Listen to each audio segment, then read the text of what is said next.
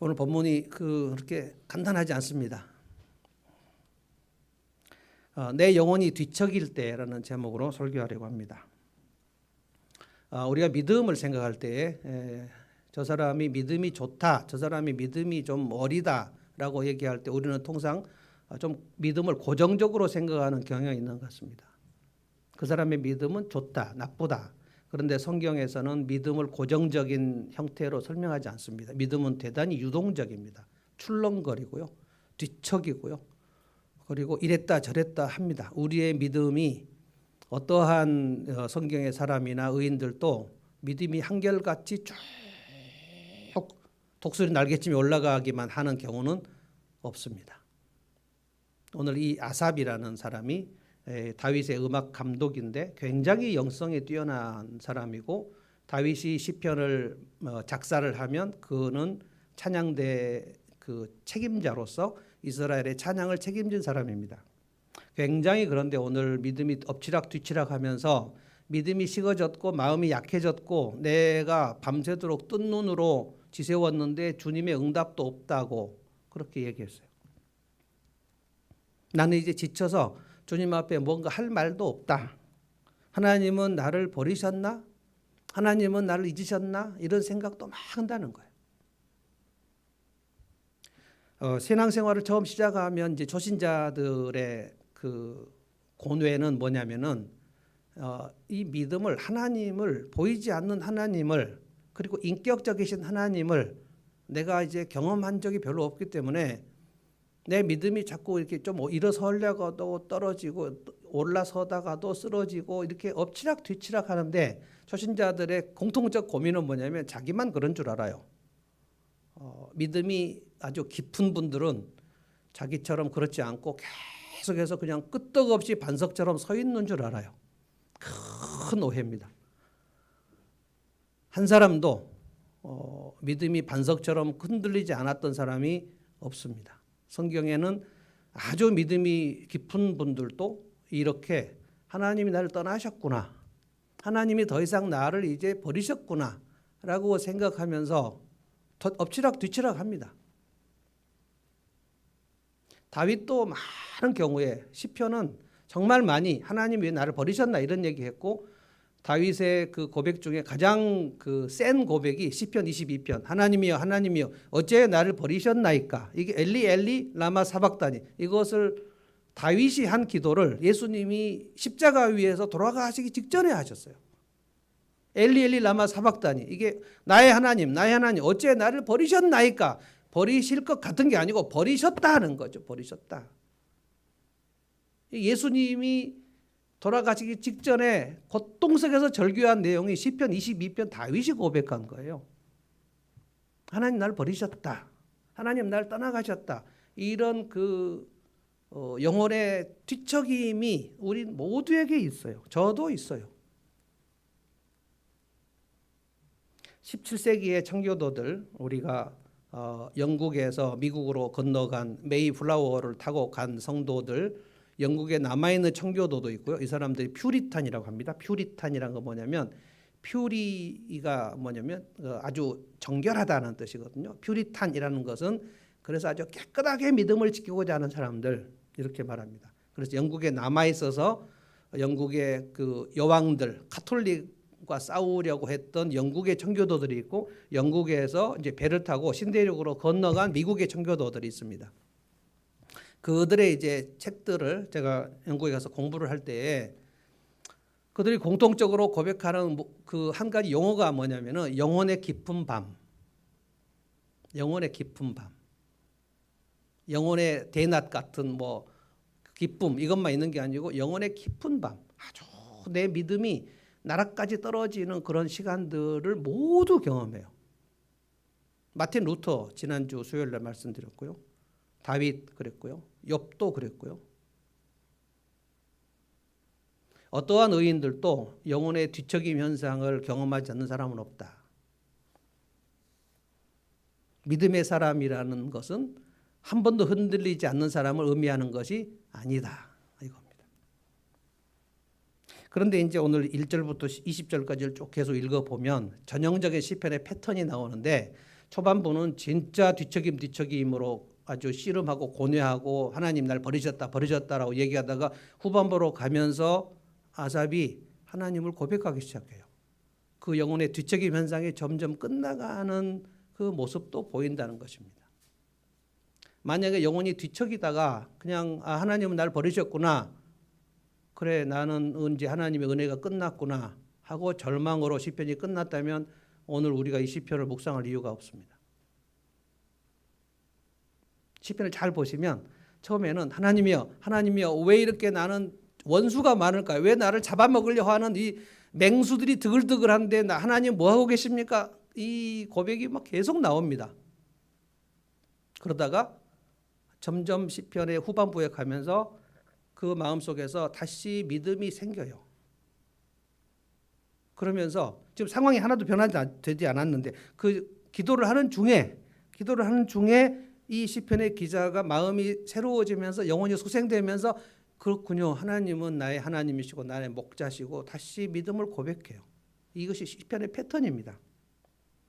그러면 이제 우리가 초신자들 얘기도 했고 저와 여러분과 청교도 얘기도 했고 아삽이나 다윗도 다 그렇게 믿음의 뒤척임, 영혼의 슬럼프 현상들을 경험했는데 거기서 어떻게 일어났는지 이 시편을 보면서 어떻게 내가 하나님 나를 버리셨다, 떠나셨다, 나를 잊으셨다 이런 그 고백을 우리는 공통적으로 하는데 어떤 사람들은 그 고백만 하다가 믿음이 식어져 버리고 끊어져 버려서 하나님을 버리는 지경에 가는 사람이 있고 어떤 사람은 거기서 다시 일어나서 믿음의 사람으로 연단되는가를 우리가 알아야 된다는 거예요. 저는 이 말씀을 준비하면서 참 이 코로나의 재난의 시대에 정말 중요한 말씀이다라는 생각이 듭니다. 비결은 두 가지인데 하나는 그 영혼의 뒤척임은 주님과 함께 한다는 겁니다. 혼자 이불 속에 사는 게 아니고요. 주님과 해요. 이것이 기도입니다. 기도. 그래서 이 기도가 하나님이 나를 버리셨는가라는 그 말을 우리가 하나님 앞에 기도할 때 안 해도 되는 것이 아니라는 거예요. 하나님 왜 나를 버리셨습니까? 하나님 왜 나를 잊으셨습니까? 하나님 뭐하고 계십니까? 라고 하나님과 그 자기 믿음의 씨름을 격렬한 그런 표현들을 내가 하나님 앞에 기도할 때 그런 표현을 안 써야 되는 게 아닌가? 그게 아니라는 거예요. 영혼의 뒤척임은 주님과 함께 하는 겁니다. 그런데 어떻게 일어나는가 말씀을 드릴게요. 영혼의 뒤척임 속에서 그 뒤척이다가 지난날 하나님께서 내게 행하신 일들을 회상해요. 굉장히 중요합니다. 지난날 하나님께서 내게 행하신 일을 기억해내요. 이게 시편의 패턴입니다. 그것을 붙잡고 일어나는 겁니다. 그게. 그래서 하나님이 생각나야 돼요. 하나님이 내게 행하신 일이 생각나요. 이걸 영적 회상이라고 합니다. 자, 영혼의 뒤척임의 현상을 좀 한번 봅시다. 저도 오늘 좀 제 간증을 좀 하려고 하고요. 누구나 마찬가지니까 내가 믿음이 엎치락 뒤치락 하는 것은 나만 그런 게 아니다. 이것을 기억하시기를 바랍니다. 1절을 보십시다. 1절을 보시면 내가 하나님께 소리 높여 부르짖습니다. 부르짖는 소리를 들으시고 나에게 귀를 기울여 주십시오. 처음에 기도를 시작했습니다. 그런데 아마 이 사람은 기도를 하면서 곧 응답이 올 줄 알고 기도한 것 같습니다. 2절 봅시다. 내가 고난당할 때에 나는 주님을 찾았습니다. 밤새도록 두 손 지켜들고 밤새도록 그러니까 지금 잠도 안 오고 해서 계속해서 밤새도록 철야 기도한 것 같습니다. 그런데 기도를 올렸는데 내 마음이 위로를 받지 못했어요. 위로를 받기조차 마다했다. 그러니까 하나님께 삐졌다는 겁니다. 기도했는데 이것을 보면서 아삽의 믿음이 엎치락 뒤치락 하는 거 보니까 아삽의 믿음은 되게 형편없구나 라고 생각하면 진짜 시편을 잘못 읽는 겁니다. 이 사람 다윗 바로 밑에 영적인 탁월한 다윗 왕국의 음악 감독, 찬양 책임자, 예배 책임자, 굉장히 영성이 탁월한 사람입니다. 그런 사람도 이런 영혼의 뒤척임이 있다는 것이지 영혼의 뒤척임이 있는 사람은 신앙이 형편없는 사람이다 이렇게 말할 수 없다는 거예요. 우리 신앙이 연단되는 정상적이고 필수적인 코스에 이 신앙의 그 회의, 오늘 아삽은 하나님을 의심하거든요. 하나님의 사랑을 의심합니다. 회의가 깊숙이 들어옵니다. 내가 밤새도록 손을 들고 하나님께 기도했는데, 여러분 밤새도록 손 들고 기도할 정도면 초신자는 아니죠. 굉장히 밤새도록 새로운 삶 이제 하시면 1시간 경청의 방이라는 거 제가 안내할 텐데, 그래서 초신자들은 새로운 삶을 할 수가 없습니다. 새로운 삶의 코스가 그렇게 녹록하지 않아요. 생명의 삶 바로 끝난 초신자가 새로운 삶 들어가기가 굉장히 어려워요. 경청의 방은 1시간 기도하기입니다. 그래서 우리가 1시간 기도하기 이번에 우리 한 주에 1시간 들어가기 우리 종보기도실에서 했는데 1시간을 채울 수 있는 사람이 있고 1시간 기도를 채울 수 없는 사람이 많이 있습니다. 1시간 기도를 하는 것이 하나님 앞에 그렇게 만만하지 않아요. 근데 이 사람 뭐라 그랬습니까? 밤새도록 하나님께 손들고 기도했다는 거예요. 신앙의 연륜이 꽤 있는 사람입니다. 그런데 응답이 안 왔다는 거예요. 제일 이상한 표현은 3절입니다. 내가 하나님을 생각하면서 한숨을 지었다는 거예요. 하나님을 생각하면서 한숨을 지어요. 개역성경은 뭐라고 했는지 보실래요? 3절에 개역성경, 내가 하나님을 기억하고 불안하여. 하나님을 기억하고 마음의 평강이 왔다. 이래야지 말이 맞는 건데 이 앞뒤가 안 맞는 거예요. 하나님을 기억하고 불안해졌다는 거예요. 왜 그렇습니까? 하나님이 얼른 응답 안 해주셨다는 거예요.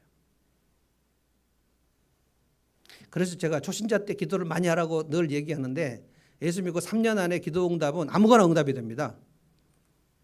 그래서 그냥 일단 필요한 것을 다 얘기할 필요 있어요. 갓난 애들은 울기만 하면 아무거나 그냥 오는 거거든요. 3년이 넘어가면 아무거나 응답 오지 않습니다.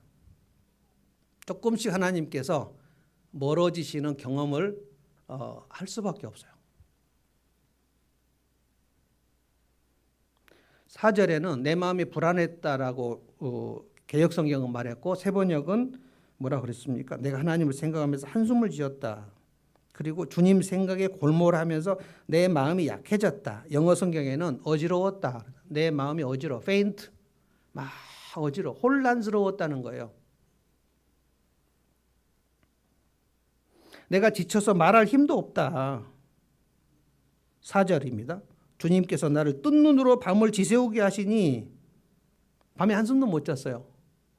이게 지금 불면증입니다. 밤에 잠이 오지 않아요. 이 사람이 기도를 하기 위해서 잠을 안 잤는지, 잠이 안 와서 그냥 할 수 없이 기도나 하자 그랬는지 알 수 없어요. 여러분 실제로 신자가 불면증에 걸렸을 적에 밤에 잠이 안 올 때, 그때 사실 기도도 잘 안 됩니다.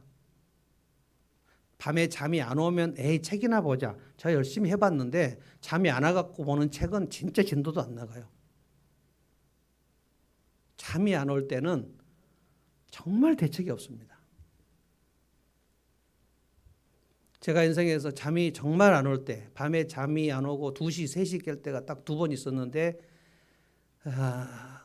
3년 전에 성도들 단체로 나갔을 때, 그때는 2시도 깨고 3시도 깨고 정말 내가 깊은 잠을 언제 들었던가라고 생각될 정도로, 제가 2시에 잠을 깨보면 제 아내는 벌써 거실에 나가 있어요. 여보 잠이 안 와? 잠이 안 오네. 끝났나? 이런 생각. 그렇게 나를 싫어하나? 이런 생각. 그게 이제 50대 후반 몇 년 전 일이고요. 제 나이 30 중반 때 제가 영국에서 이제 박사학위 공부할 때 3년을 공부를 했는데 진도가 안 나가는 거예요. 저는 영국 런던에 살고 이제 교수님은 웨일즈에 사는데 한 달에 한 번씩 공부를 해가지고 논문을 써가지고 교수님한테 찾아가는 겁니다. 그 논문을 30페이지 정도 써야 돼요. A4 용지 30페이지를 한 달에 써갖고 가는 겁니다. 그러니까 하루에 한 장만 쓰면 돼요. 교수님이 그때 처음 시작할 때 뭐라 그러냐면, 네가 하루에 10시간을 컴퓨터 앞에 앉아있으면 한 장 정도 나온다. 하루에 한 장 나오면 진짜 잘하는 거다. 이 10시간 컴퓨터에 앉아있으면 한 장 나올 거다. 그러면 30일 동안에 30장 써가지고 나한테 가져오면 된다. 하루에 한 장 논문이 나가는 게요, 이렇게 두꺼운 책을 한 10권 정도 읽어야 한 장이 나옵니다. 안 되는 거예요. 그래서 집에서 컴퓨터를 켜려고 하는데 컴퓨터 켜지를 못하고 하루 종일 책상 서랍 정리도 하고 이미 우울증에 빠진 거예요. 그래서 안 되겠다. 그럼 이제 동네 도서관을 가요. 동네 도서관에 가가지고 노트북을 딱 켜면 그 마이크로소프트 소리 나죠. 데다다당 하는 거. 그거를 켜면 영국의 도서관은 할머니 할아버지를 처음부터 조용히 신문 보고 있습니다. 이 컴퓨터 켤 때 그분들이 할아버지 할머니들 다 쳐다봐요. 그럼 이렇게 눈치 보다가 근데 조금 있다가 제가 또 자요. 또 공부가 안 돼요. 그래서 이것을 한국에 있는 성도들이 저를 위해서 기도하고 우리 아버지 박광석 장로님이 날마다 기도하고 그리고 완도 진도 막 그런 교회들이 3만 원 5만 원 헌금도 하고 배목사 공부해서 돌아와서 좀 그 많은 사람들을 가르치고 뭐 이렇게 기도하고 있는데 저는 논문이 안 되는 거예요. 진도가 안 나가는 거예요. 그래서 그만해야 되겠다 라고 포기하려고 하는데 그러면 내가 김포공항에 도착하면 사람들이 물어볼 텐데 그렇게 오랫동안 영국 갔다가 와가지고 박사 논문을 뭘 썼는가 물어보면 난 뭐라고 하지? 이런 생각이 새벽 1시, 2시에 막 오는데 생각이 딱 오면 눈이 멀쩡해집니다. 그래서 목에서 식은땀이 쫙 귀국할 수도 없고 계속 할 수도 없고 한 달에 한 번씩 교수님을 만나러 가면 너무 미안하고 난 평생에 이렇게 게으른 사람이 아닌데 우리 지도 교수님 나를 볼 때 이렇게 게으른 PhD 학생이 있나? 또 가서 보면 그 30장 가서 써서 보면 그런 이제 몇 시간 기다리거든요. 교수님 지금 봐야 되니까. 보면 교수님이 빨간 펜으로 제 페이지 이렇게 동그랗게 하나 치고 이걸 쫙 그어버려요. 쓸데없는 걸 썼다는 거예요. 이 패러그래프를 동그라미를 쳐갖고 가위표를 쭉 해버려. 이거는 빼라는 거예요. 이거는 논문 가치가 없다. 어떨 때는 또 동그라미를 치고 이것은 네가 설교다. 그 말은 이제 좋은 설교라는 뜻이 아니고 논문에 근거가 없이 네 혼자 일방적으로 하는 얘기다. 뭐 다 빨간 펜. 제가 그렇게 공부를 할 때 평생 공부할 때 그렇게 공부 못한다는 소리 안 들었는데 물론 영어 수학 포기하고 중고등학교 때 막 안 했지만 대학교 이후에는 열심히 했거든요. 그런데 막 그런 그 빨간 펜으로 막 가위표 찢어진 그 30장을 들고 LG에서 런던으로 다시 올 때 그 장난 아닙니다. 어디론가 빠져버릴까? 아니면 고속도로 난간을 받아버릴까? 별 생각 들고요. 근데 마침내 내가 그만해야 되겠다 하고 교수님께 편지를 쓰는 날 이제 메일을 쓰는 거예요. 교수님 아무래도 안 될 것 같습니다. 저는 한국에 돌아가야 될 것 같습니다. 편지를 쓰는 날 그때 한숨도 못 자고 창피한 거, 창피한 거.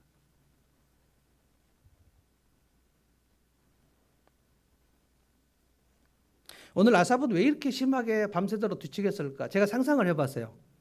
아삽이 찬양 인도자인데 일이 안 풀렸구나.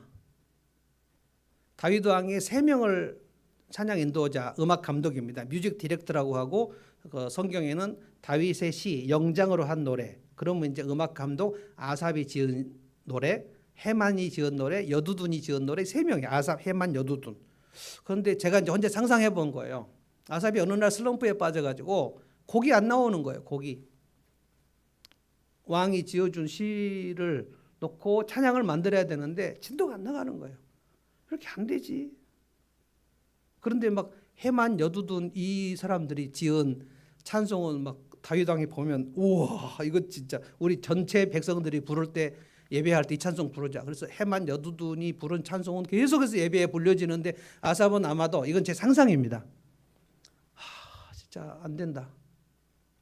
내가 지은 찬송이 전 이스라엘 백성들이 불렀던 찬송 그때 막 그 감동이 있죠. 여러분 어떤 작품은 자기 새끼 같습니다. 자기가 낳은 자식 같은 거예요. 자기 작품 같은, 여러분 미술이나 음악 같은 거를 하는 사람들은 그 작품을 볼 때 굉장히 그 애정이 있는 거거든요. 그리고 자부심도 있고요.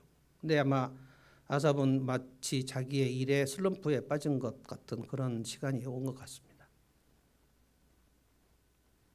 제가 아마데우스라는 영화를 볼 때 제일 기억나는 것이 모차르트보다도 그 옆에 있던 살리엘리는 정말 왕의 궁정 음악가로서 이름을 날리고 있었는데 아주 나이도 정말 많고 전체 사람들이 살리엘리의 음악을 굉장히 칭찬하고 있었는데 어느 날 음악 신동 모차르트가 나와가지고 모차르트가 막 작곡을 하는데 모차르트는 지금으로 하면 ADHD 같은 사람입니다. 아주 막 쾌활하고 명랑한데 아주 아나무인이고 버릇도 없고 막 무례하고 그런데 모차르트가 직접 깔겨갖고 악보를 보니까 살리엘리가 막 절망이 되는 거예요. 내가 한 음악은 쓰레기였구나.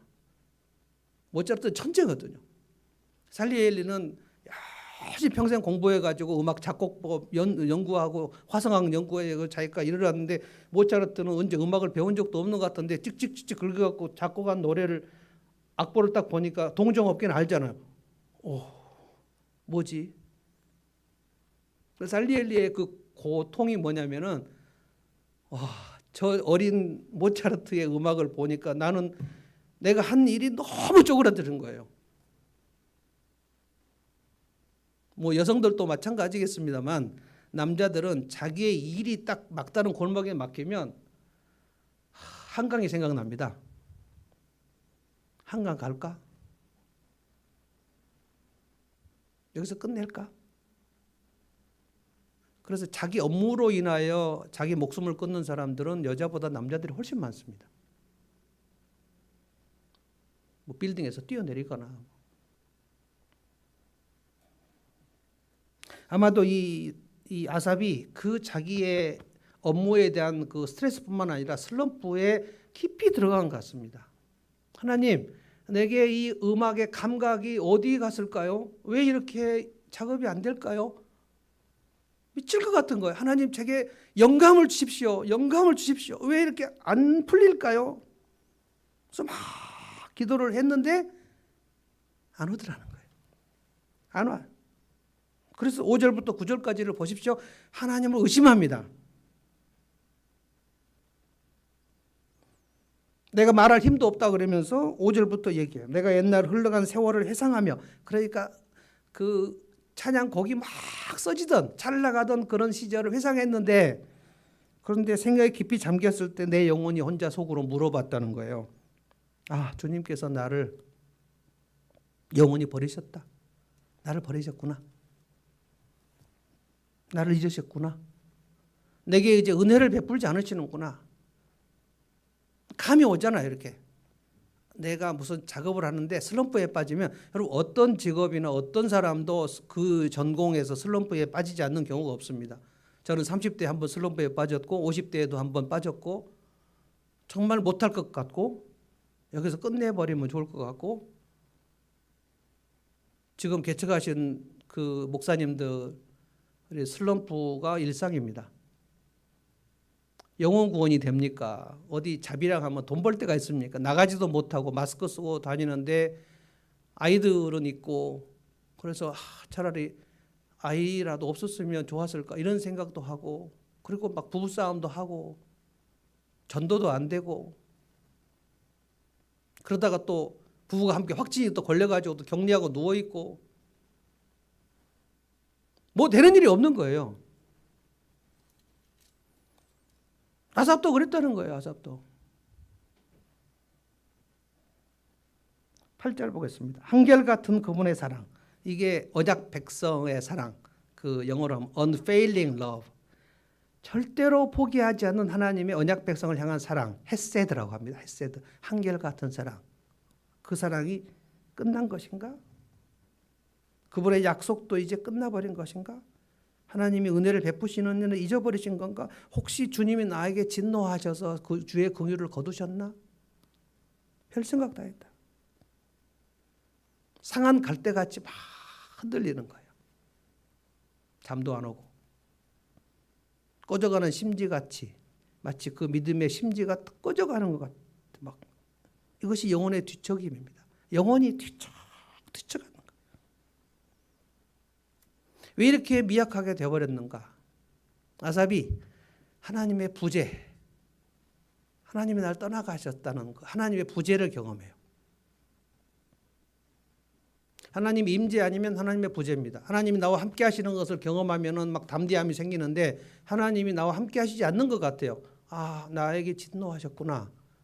나에게 이제 은혜를 안 베푸시는구나. 그리고 목회할 때 하나님의 부재 상태가 되면 설교 준비가 안 됩니다. 설교 원고가 안 나가요. 내가 설교 원고를 치는데 그 한 줄 한 줄에 힘이 하나도 없는 거예요. 그냥 아유, 주일날 설교인데 뭐 설교를 해야지 어떻게 해 하고 하는데 영감이 안 오는 거예요. 미쳐버립니다. 그러면. 그래서 저는 토요일날 설교 준비를 하지 않습니다. 토요일 밤에 내일 아침 설교를 시작하시는 분들이 있어요. 근데 이미 토요일날 어쩔 때는 어제 같은 경우도 저는 이제 안산의 결혼식장에 갔다 왔는데 결혼식장 가서 축하하고 이제 거기서 기도해주고 그리고 맛있게 먹고 돌아왔는데도 오후에 굉장히 피곤하더라고요. 자, 그런데 아주 몸이 피곤한 상태에서 토요일 저녁에 이제 내일 설교 준비해야지 치면 한 줄도 못 씁니다. 하나님의 부재인가 하나님의 임재인가 이 두 가지인데 하나님의 부재 상태를 경험하게 되면 우리 모두는 다 하나님의 은혜가 딱 떨어지면 해볼 방법이 없는 거예요. 여러분 찬양하는데 모두 다 막 기쁘게 찬양하는데 자기는 그 찬양의 가사가 아무 의미 없이 들릴 때 있죠. 저 뭐지 저거? 옆에 있는 사람이 막 찬양을 하다가 눈물을 흘려. 뭐 때문에 눈물을 흘려? 이 가사가 그렇게 은혜가 된다고?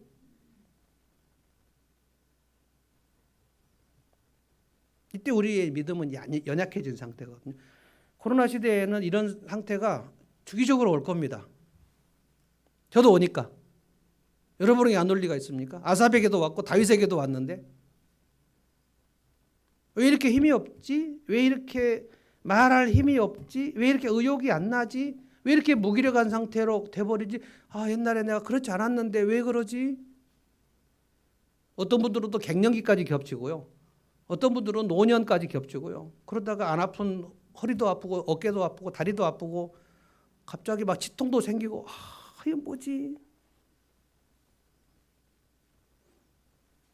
제가 심리학 공부하면서 가장 아주 따뜻하게 공부했던 분이 하인즈 코엇이라는 분인데 자기 심리학을 공부했을 때 이분이 뭐라고 얘기했냐면은 아기, 갓난 아기, 우리를 갓난 아기라고 생각해 봅시다. 갓난 아기에 있어서 엄마는 옆에 있는 것 아니면은 멀리 있는 것 둘 중에 하나입니다. 엄마의 존재, 엄마 품에 딱 안겨서 젖을 먹는 시간, 엄마의 임재. 그런데 엄마가 갑자기 젖을 물리다 말고 어디로 가버린 시간, 엄마의 부재. 내가 지금 배가 고파서 칭얼거리는데 엄마가 안 보여요. 그런데다가 또 쉬해갖고 기저귀도 젖었는데 엄마가 안 보여요. 어디 갔을까? 아기 눈에는 엄마가 안 보여요. 처음에 찡얼찡얼 막 울다가 나중에는 빽빽 울어요. 근데 대부분 엄마가 안 보일 때 아기가 막 울고 있으면 일반적으로 엄마가 옵니까 안 옵니까? 엄마가 조금 지나면 오죠. 그런데 엄마가 안 오네. 갓난 아기가. 이 아기가 뭐 엉금엉금 기어갖고 어디 찾아볼 수도 없는데 오는데 엄마가 안 와요. 근데 엄마가 안 보이는 그 시간에 엄마는 뭐 하고 있나? 엄마는 이제 이 아이에게 계속 엄마 품에서 젖을 먹이다가 이 아이가 젖을 때를 이유식을 해야 될 때라는 것을 엄마는 알아요. 아이는 모릅니다. 이 이유식이라는 거 제가 애기 엄마들에게 설명해 주는데 이유식 맨날 먹이면서 이유식이 뭔지 몰라요. 이유식은 이사할 때 이자고요. 유는 젖입니다. 이유식은 젖을 때는 음식을 이유식이라고 합니다. 근데 아이는 엄마가 젖을 주다 말고 어느 날 갑자기 엄마가 젖을 물리기를 거절하고 어디 사라져 버렸어요. 아기는 지금 여기가 방인지 주방인지 거실인지 분간이 안 되기 때문에 엄마가 없는 거예요. 엄마가 어디 갔어? 막 울어요. 배고파 죽겠는데 젖이 오지 않는 거야. 날마다 울기만 하면 젖이 쏙 내 입으로 들어왔는데 오지 않는 거예요. 뭐하나 엄마. 엄마 주방에서 이유식 만들고 있는 거죠. 이 아이가 젖을 뗄 때가 됐어요. 그러면 엄마는 계속 젖을 물리지 않습니다. 그럼 이유식 먹이기 위해서 맛있게 그 채소 갈고 뭐 고기 갈고 그래서 이유식 만듭니다. 이 아이가 이유식 먹을 때예요. 그러면 엄마가 이 아기에게는 부재 상태가 됩니다. 그런데 언제까지 부재인가요? 1시간입니다. 일시적 부재, 한시적 부재 상태. 근데 막 울어요. 그런데 조금 지나니까 아기 입에 젖이 오는 것은 아닌데 뭔가 물컹한데 약간 건덕지 같은 것이 들어옵니다. 이유식이 들어옵니다. 그러면 아기가 엄마가 나를 버린 것은 아니었구나 하고 꿀떡꿀떡 이제 먹는 겁니다.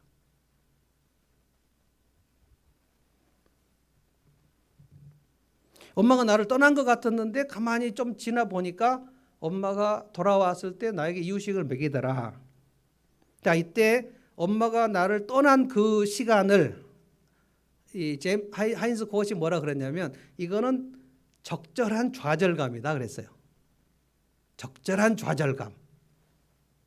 이 아이가 이 적절한 좌절감 맛보지 않으려면 계속 엄마는 젖을 물려야 되는데 이 아이가 점점 커가고 있는데 6개월, 1년, 1살, 2살 크는데 계속해서 젖을 먹이면 이 아이는 크지 못해요. 그래서 이 아이에게서 젖을 떼고 엄마는 주방으로 가는 거예요. 이 엄마의 없는 이 시간을 적절한 좌절감이라고 그래요. 제가 이 하인스 코엇의 자기 심리학을 공부하면서 하나님이 그렇게 하시는구나.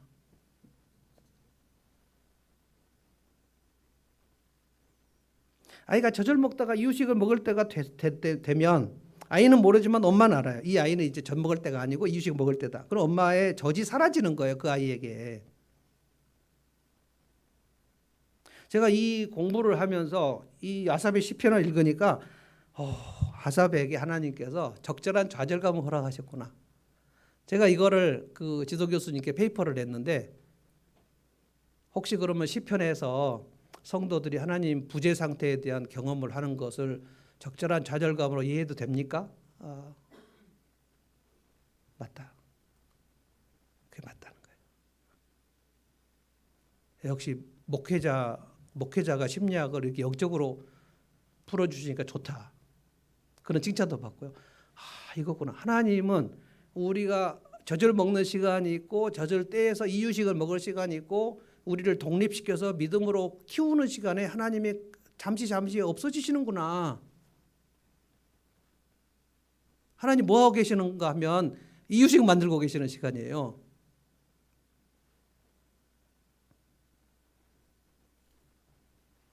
여러분 자전거를 탈 때 우리 혜준이, 대현이 제가 다 자전거 가르쳤습니다. 자전거를 탈 때 세발 자전거는 잡아줄 필요가 없지만 두발 자전거를 탈 때는 항상 어떻게 합니까? 아빠가 뒤에서 잡아주죠.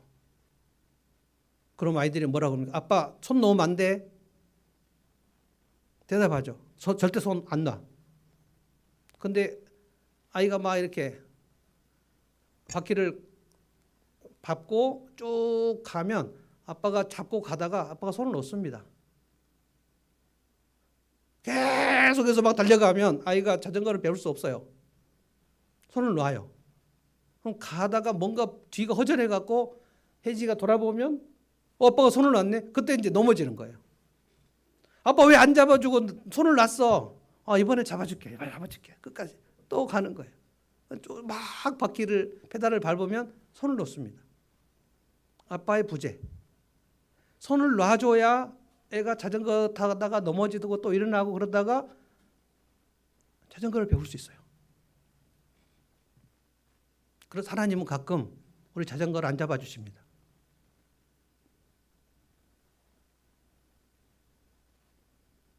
이 영혼의 뒤척임 시간에 아삽이 얼마나 고통스러웠는지 몰라요.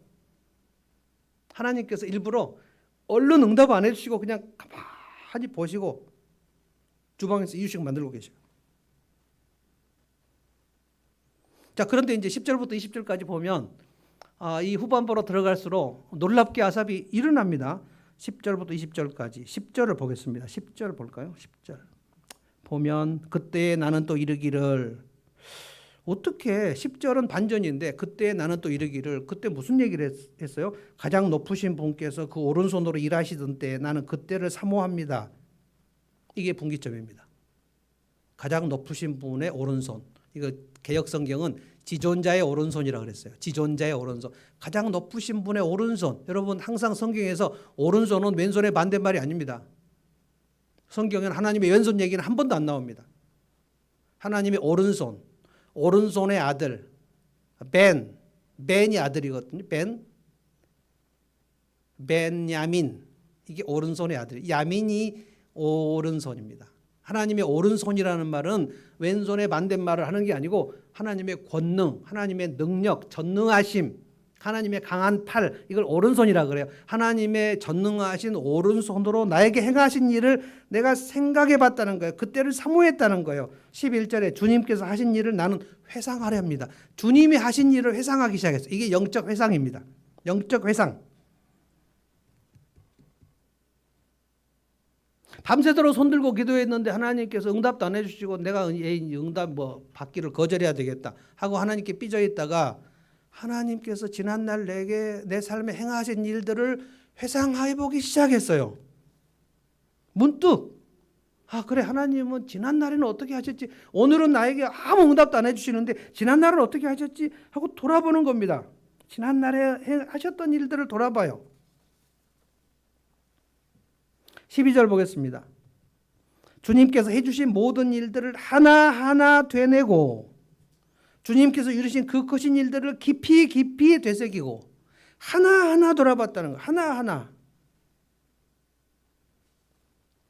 제가 30대 때 한인교회에서 담임 목사님 오해를 받아갖고 쫓겨났거든요. 이번 연말부터 배 목사님 교회 나오지 말라고.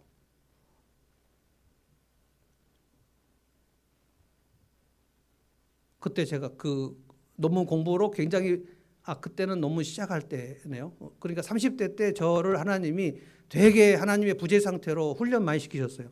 어느 날 갑자기 목사님이 저를 부르더니 수요예배 끝나고 집에 가려고 하는데 배 목사님 잠깐 와보시라고. 그때가 10월 말쯤 됐는데 12월 말로 교회 그만두시라는 거예요. 네? 교회 12월 말로 그만둬요? 네, 12월 말로 제가 결정했습니다. 뭐지? 내가 뭘 잘못했지? 근데 집에 가가지고 이유를 할 수 없어요. 여보, 교회 이번 말로 연말로 그만두라고 하시는데 당신 무슨 잘못을 했어? 난 뭐 잘못한 게 별로 없는데. 그분이 한국에서 영국으로 부임을 할 때 제가 그때 먼저 있었던, 그러니까 부목사인데 먼저 있었던 사람. 그래서 그분이 정착할 때 제가 이 교회 상황도 알려드리고 많이 제 나름대로 도왔는데 그분이 저를 오해한 거예요. 근데 얼마 후에 전화가 왔어요. 목사님, 내가 왜 그만두라고 하는지 이제 알겠냐고. 예? 저 모르겠는데요. 제가 교역자회에서 당신하고 나하고 나눈 얘기를 왜 장로님들이 다 알고 있냐는 거예요. 에? 제가 교역자회에서 한 얘기를 다 내통해가지고 장로님들한테 다 얘기했다는 거예요. 저는 상상할 수 없는 얘기를 막 하시는 거예요.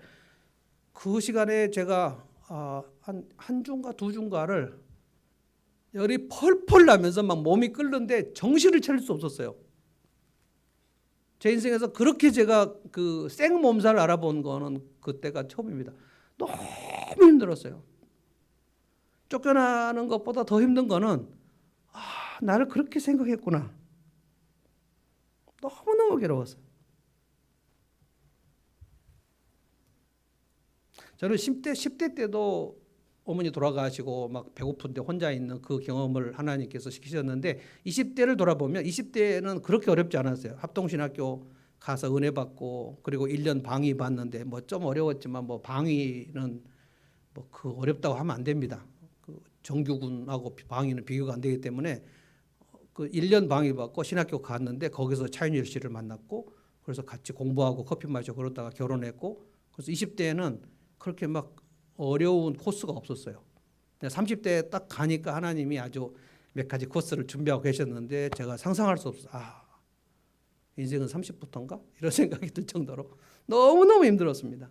그게 딱 영국 생활 9년 동안 하나님이 배고픔을 훈련시켰고 광야 훈련시켰고 오해받는 훈련시켰고 그리고 내가 무능한 것을 깨닫는 훈련시켰고 박사 공부하다가 그만두는 훈련도 시켰고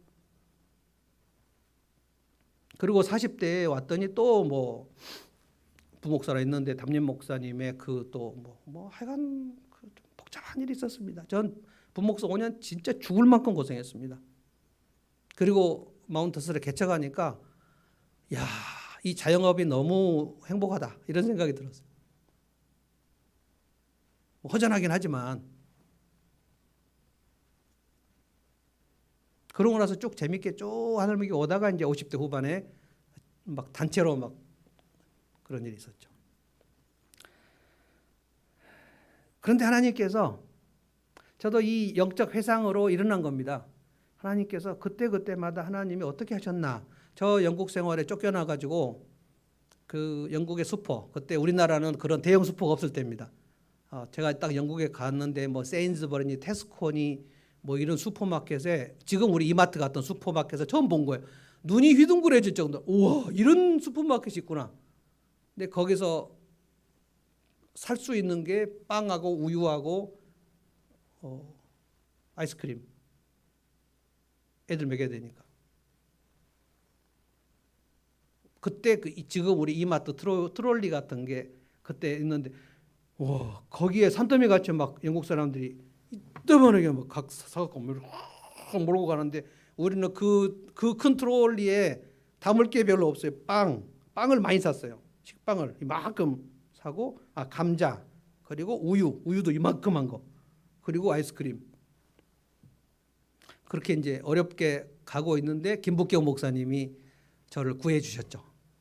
여기 킹스턴 교회 와가지고 찬양인도 하라 그래갖고 해주셨고 저보고 설교하라 그랬고 잘한다 그러고 배 목사 설교 명설교라고 칭찬해 주셨고 제가 막 눈물이 날 정도로 그분이 저를 인도해 주셨죠. 그때마다 하나님께서 하신 일들을 보면 이거는 기적이 일어나지 않고는 있을 수 없어요. 저를 너무너무 이뻐해 주셨어요. 전 지금도 저를 제 선배 목사님 중에 가장 저를 인정해 주시고 이뻐해 주신 분이 김북경 목사님입니다. 뭐 두 분도 별로 없어요. 생각이 나요. 몇 년 전에 췌장암으로 돌아가셨죠. 지금 제가 젊은 목사님들을 만났을 때 그분들이 진짜 그 고통 속에서 막 그 몸부림치고 있는데 제가 그분들에게 당신 진짜 괜찮은 사람이다 라고 얘기해 주거든요. 왜냐하면 김북경 목사님이 저를 그렇게 해주시는 게 생각이 나가지고 그 없는 말을 하는 게 아니고 이분이 참 진실하면 당신은 진짜 진실한 사람이다. 당신은 정말 괜찮은 남편이다. 어떻게 그렇게 질곡의 세월을 살았는데 부부싸움도 안 하고 이렇게 사냐. 정말 괜찮은 사람이다.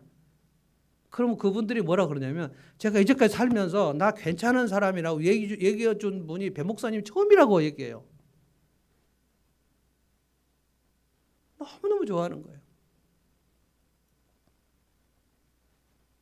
하나님께서 곳곳에 위로자들을 주셔서 우리가 거기서 나락으로 떨어지지 않도록 해주십니다. 이게 하나님의 이유식입니다. 어디 가셨나 봤더니 주방에서 이유식 만들고 계셨더라고요. 나는 막 젖이 내 입에 안 오니까 막 빼빼 울고 막 내 기저귀도 안 갈아졌는데 어디가 엄마 어디 갔나 그랬는데 알고 보니까 주방에서 이유식 만들고 계셨더라고요. 아삽이 지금 이거를 깨닫는 겁니다. 주님이 하신 일을 하나하나 회상했다 그랬어요. 13절입니다. 13절이 이제 반전입니다. 완전 반전. 13절 하나님 주님의 길은 거룩합니다. 오차가 없다 이 말이에요. 그 옛날에 주님께서 주님 하나님만큼 위대하신 분은 누구십니까? 하나님은 기적을 행하신 하나님이시고 하나님의 능력을 만방에 알리셨고 주님의 백성은 야곱과 요셉의 자손을 주님의 팔로 속량하셨습니다. 하나님께서 하신 일들을 막 생각하기 시작합니다. 그렇게 하나님이 하신 일을 막 회상을 하니까 아삽의 그 영혼 깊은 곳에서 찬양이 막 올라와요. 맑은 가라 내 영혼의 그 깊은 데서 뭐가 올라와요? 맑은 가락이 울려나네 하늘 곡조가 내 맘에 내 영혼을 고이사네 평화로다 하늘 뭐죠? 평화로다. 그다음에 뭐죠? 네. 하늘 위에서 내려오네. 역시 권사님. 그 사랑이 영원토록 내 영혼을 고이사네. 내 영혼의 깊은 곳에서 맑은 가락이 올라와. 이게 찬양입니다. 하나님께서 행하신 일들을 회상해봤더니 하나하나 해봤더니 아 그렇지 그때도 하나님은 나를 멀리 떠나지 아니하셨지. 잠깐 멀리 떠나셔서 내가 막 울었지만 그때 이유식 갖고 오셨지. 하나님의 이유식. 제가 그 이유식으로 오늘까지 살았어요. 이게 아삽이 하나님의 놀라운 일, 자기에게 놀라운 일, 그러면서 아삽이 뭘 얘기하냐면 마지막 13절부터 마지막까지는 출애굽을 얘기합니다. 출애굽. 아삽이 출애굽 시절에 있지도 않았어요. 그런데 아삽이 출애굽 때 홍해바다 물이 여호와의 명령을 받고 물이 갈라지는 것을 막 묵상해요. 그래 홍해바다 때 물이 여호와의 명을 받고 두려워 떨면서 갈라졌지. 마치 그 큰 임금님 앞에서 그 신하들이 갈 때 쫙 이렇게 뒷걸음치면서 쫙 갈라져서 가는 것처럼 그 하나님의 위엄 속에서 홍해바다 물이 갈라지는 것을 회상해요. 그래 깊은 물이 여호와의 명령에 갈라졌구나. 그러다가 이제 막 아삽이 막 찬양이 막 나오기 시작합니다. 16절에 하나님 물들이 주님을 배웠습니다. 이건 홍해바다 얘기하는 겁니다. 물들이 깊은 물이 주님 두려워 떨었습니다. 구름이 물을 쏟아내고 하늘이 천둥 소리를 내고 주님의 화살이 사방으로 날아다닙니다. 이거는 출애굽 사역을 할 때 하나님께서 기적으로 이집트 열재앙으로 막 치시는 것들을 지금 경험합니다. 그리고 만나 사건, 그리고 시내산에 왔을 때 하나님이 막 천둥과 번개가 치면서 시내산 위로 너희들 올라와라 그랬는데 이스라엘 백성들이 두려워 떨면서 올라가지 못하고 모세 당신이 혼자 올라가서 하나님 말씀 받아갖고 내려와 달라. 그때 이스라엘의 하나님의 임재가 너무너무 두려웠거든요. 아삽은 이때 있지도 않았습니다. 그럼에도 불구하고 아삽은 자기 인생에 그렇게 홍해바다가 갈라진 거, 그 다음에 반석에서 샘물 나는 거, 그 다음에 구름 기둥, 그리고 만나가 떨어지는 일들, 이 일들이 자기의 삶의 인생에서 하나님께서 하신 일로 다 되뇌입니다. 그래 내 인생에 홍해바다 그렇게 갈라졌었지. 내 인생에 그렇게 이집트의 바로 군대를 물로 수장시키고 나를 구원하신 일이 있었지. 그 이후에 매일매일 하늘에서 만나가 내려와서 오늘까지 이렇게 살았었지. 그래 구름 기둥이 있었지. 불 기둥이 있었지. 내 삶에 주님의 행하신 스토리들. CCC 김중원 목사님이 히스토리는 히스 스토리다 이렇게 얘기했습니다. 사실 뭐 말도 안 되는 얘기죠. 히스토리라는 원래 원이 단어가 있는데 그거를 말씀을 바꿔서 히스 스토리, 그분의 스토리다. 그래서 내 인생에 그분의 스토리를 경험해라 뭐 이렇게 얘기했습니다. 하나님께서 그렇게 지난날에 행하지 않으셨다면 오늘 여러분 여기에 절대 있을 수 없어요. 엄마는 갓난아이에게 눈을 떼지 않습니다. 갓난아이가 배고픈지 쉬를 쌓아서 축축한지 엄마는 다 알고 있어요. 그래서 계속해서 울면 젖을 물립니다. 근데 계속 젖을 물리다가 이 아이가 이제 젖을 뗄 때가 됐다 생각하면 엄마는 젖을 떼고 주방으로 들어갑니다. 뭐 한다고요? 이유식. 그때 이 아이는 엄마의 부재를 느끼고 너무 두려워합니다. 왜 내 입에 지금 젖꼭지가 안 오는 것인가? 너무너무 불안에 떨죠. 그러나 이 아이는 이제 경험으로 알아요.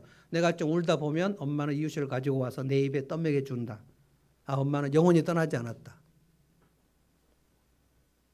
저는 우리 신앙의 여정에 이 영혼의 뒤척임 현상은 지금 우리 시대에는 정말 많이 온다고 봅니다.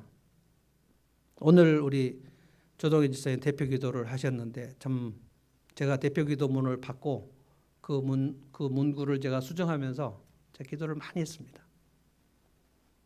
아주 절절해.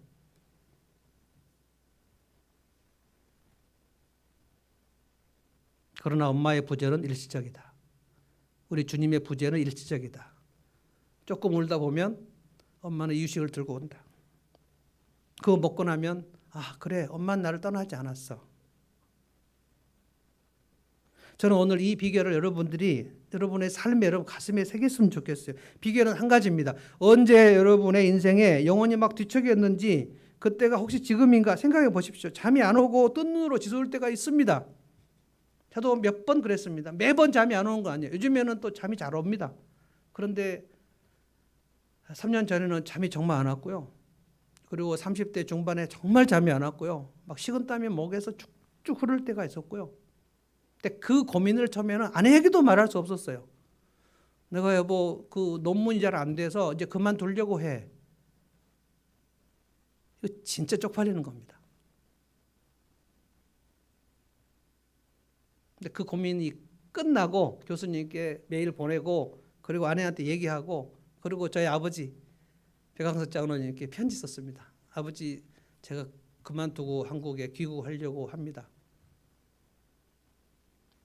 우리 아버지가 얼마나 저한테 고맙게 해주셨는지 저희 아버지는 평생 제 아들 목사 만들고 그리고 박사 만들고 그게 이제 소원이셔서 매일 새벽기도 때 우리 영진이 좋은 목사 되고 좋은 박사 돼서 한국교회 이바지하게 해달라고 매일 기도하신 분입니다. 제가 그 편지 쓸 때 진짜 죄송했거든요. 근데 답장이 왔어요. 그때 메일이 없을 때입니다. 그 펜으로 한 달, 두 달 걸리는 거예요. 사랑하는 아들아, 네가 결정했으면 그대로 해라. 난 너를 믿는다.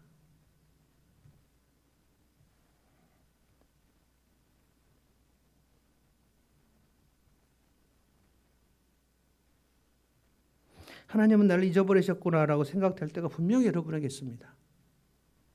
하나님은 나에게 더 이상 뭔가를 공급하지 않으신 분처럼 느껴질 때가 있어요. 그러나 그러실 리가 없어요. 그러실 분이면 우리가 믿을 필요도 없어요. 조금 견디면 됩니다. 조금 버티면 됩니다. 애기 눈에는 엄마가 보이지 않습니다. 자기가 둘레둘레 봐도 엄마가 보이지 않아요. 그런데 엄마는 뭐 하고 계신가? 지금 주방에서 당근 자르고 계셔요. 그리고 감자 믹서에 돌리고 있어요. 그리고 고기 다져가지고 지금 이유식 만들고 있어요. 조금 있으면 우리 애기하고 와갖고 떠먹여 주실 거예요. 하나님은 적절한 좌절감으로 우리에게 하나님의 부재 상태를 허락하십니다. 그래서 영혼의 깊은 밤이 있습니다. 그러나 주님은 영원히 우리를 떠나지 않으십니다. 영원히 우리를 버리실 리가 없어요. 영원히 우리를 버리시려면 아들 독생자를 우리에게 안 주셨어야죠. 하나님이 예수님을 이 땅에 보내신 것은 우리를 사랑하신 증거예요. 십자가를 붙들고 다시 일어나십시오. 하나님은 우리의 힘이십니다. 찬송할까요? 이 찬송이 좋을 것 같아서 골랐습니다. 아침 안개 눈 앞 가리듯 나의 약한 믿음 의심 쌓일 때 의심이 쌓인다는 거예요. 부드럽게 다가온 주의 음성 아무것도 염려하지 마라. 빗줄기에 바위 패이듯 나의 작은 소망 사라져갈 때 고요하게 들리는 주의 음성 아무것도 염려하지 마라. 내가 너를 사랑하노라. 찬송합시다.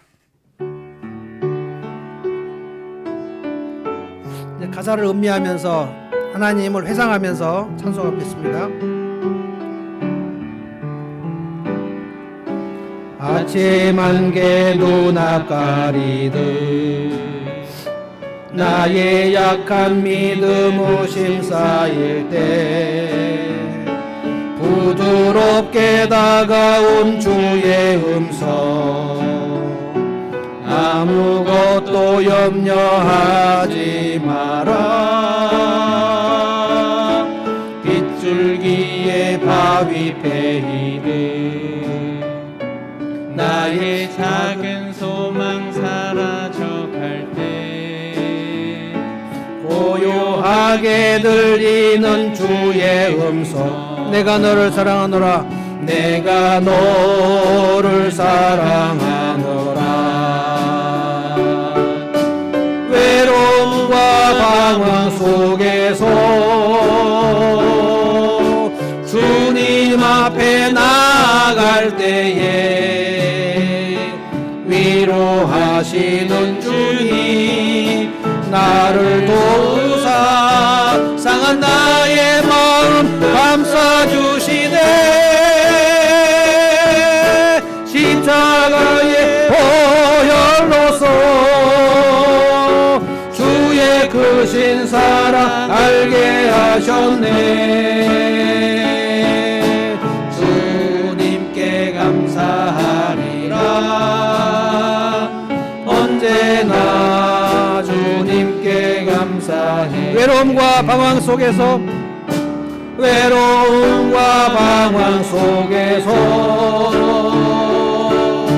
주님 앞에 나아갈 때에 위로하시는 주님 나를 도우사 상한 나의 마음 감싸주시네. 아멘 아멘 아멘.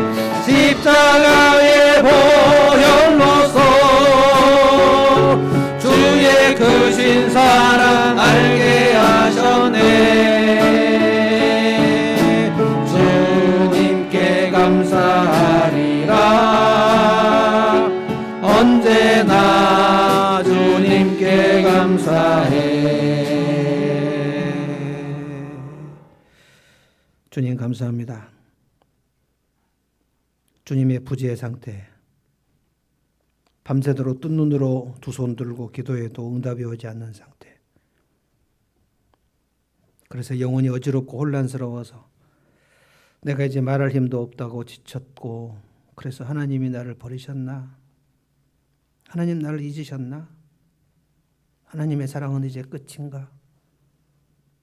하나님은 더 이상 나에게 긍휼을 베풀지 아니하시는가? 살 길을 주시지 않으시는 건가? 출구를 주시지 아니하시는 건가? 이대로 끝인가? 마치 꺼져가는 심지가 꺼져가듯이, 바람에 흔들리는 촛불이 꺼져가듯이 우리의 믿음이 흔들리고 마음이 연약해질 때, 오늘 아삽이 지난날 하나님께 행하신 일을 회상하면서 그 마음에 조금씩 힘을 얻어 그 영혼 깊숙한 곳에서 맑은 다락이 솟아나는 것을 저희가 묵상했습니다. 하나님, 이 영혼의 엎치락뒤치락 하는 일들은 초신자만 그런 것이 아니고 나만 그런 것 아니고 우리 믿음의 위대한 선진들로 다 그와 같은 시간, 영혼의 깊은 밤을 보내면서 영혼의 불면증을 보내면서 견뎠던 그 시간, 하나님의 부재, 엄마의 부재. 그러나 주님, 오늘 저희가 심리학으로 생각을 해봅니다. 엄마가 그 갓난아이 품을 떠나서 부엌에서 맛있는 이유식을 만들고 있었던 것처럼, 그래서 조금 지나면 그 맛있고 따뜻한 음식이 내 입에 들어올 때, 아, 엄마는 나를 떠나지 않았구나. 그 아기의 마음에, 젖된 아이의 마음에 안정감이 있었던 것처럼 우리 주님, 우리가 좀 더 기다리면서, 좀 더 버티면서 하나님이 지난날 내게 행하신 일 하나하나 회상해 보면서 그 하나님의 오른손을 생각하면서 기다리면 주께서 다시 찾아와 주시는 줄로 믿습니다. 그 믿음의 연단을 위해서 잠시 떠나신 것일 뿐, 한시적인 부재일 뿐, 일시적 부재일 뿐, 영원히 주님이 우리를 떠나실 리가 있겠습니까? 만약에 우리가 주님의 사랑이 끊어진다면 하나님께서 자기 독생자를 우리에게 내주실 리가 있었겠습니까? 주님 십자가의 사랑을 다시 깨닫고 저희가 오늘 이 시간에 다시 주님의 말씀으로 일어나기를 원합니다. 주님, 우리의 영혼의 맑은 가락이 깊은 곳에서부터 울려오기를 원합니다. 하늘 영광 위로로 다시 힘을 얻기를 원합니다. 주님, 코로나 3년째입니다. 주님, 사업이 됩니까? 가게가 됩니까? 목양이 됩니까? 영혼 구원이 됩니까? 곳곳에 확진자들이 일어나고 격리자들이 일어나고 어찌할 바를 모르고 마치 우리가 가두어진 상태에 있는 것처럼 살고 있습니다. 주님, 저희들이 마치 엄마 잃은 아기처럼 울고 있습니다. 내 입에 그저 물려지던 젖은 어디로 갔을까 생각하면서 마음이 약해지는 저희들을 주께서 불쌍히 여기시고 주님 곧 오셔서 우리에게 이유식을 먹여주실 줄로 믿습니다. 그때까지 저희가 기다리기를 원합니다. 하나님을 기다리기를 원합니다. 하나님을 신뢰하며 기다리기를 원합니다. 나를 사랑하신 주님께서 끝까지 나를 떠나지 아니하시고 너를 버리지 않겠다 약속하신 그 주님이 이제 곧 오실 줄로 믿습니다. 예수님의 이름으로 기도하옵나이다. 아멘. 이제는